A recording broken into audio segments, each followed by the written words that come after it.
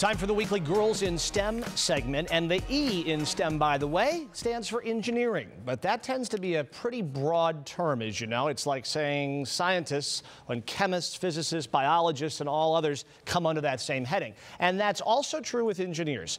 Betsy recently talked with Dr. Teresa Maldonado, the Dean of the College of Engineering at the University of Texas, El Paso, UTEP, to put this into perspective for us. It's a structure of learning that's involved with engineering. It's a process, it's a mindset. It's not just the math and science, it's a real mindset. Engineers are programmed mentally to make an impact in society, to create opportunities. You hear the language that engineers solve problems. We do a lot more than that. We create opportunities. We can see our world and go and imagine a better quality of life, and that's what we do throughout our careers. So engineering is a very generic term. Yes, yes it is. We have a lot of sub-disciplines: electrical, mechanical, chemical, biomedical, nano engineers. But once they come into engineering, we want to open up the possibilities for their careers.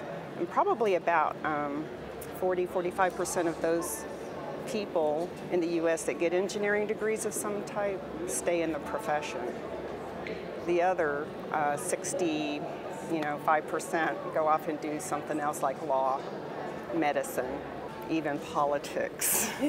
We could use more engineers in Congress. When you look at it, Congress is making very important decisions about our country and the environment and our economy in general. And to be honest, it's really a group of attorneys making these decisions that are, they don't have the full background that they should to make these important decisions, so engineers would be great in Congress. We're in the 21st century.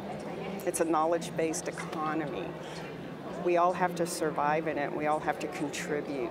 In engineers, I think we have a good skill set to be leaders in that conversation. Right, it's not the career, it's the tool set that That's the right. career provides. And the mindset. Yeah, oh, I love that.